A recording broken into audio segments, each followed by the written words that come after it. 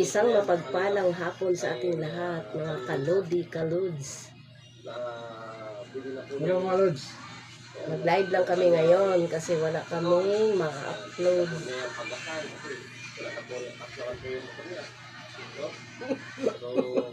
Kasama namin si Minang. Dito yung friend ko, si Mimi. Galing sa Buanga Lods.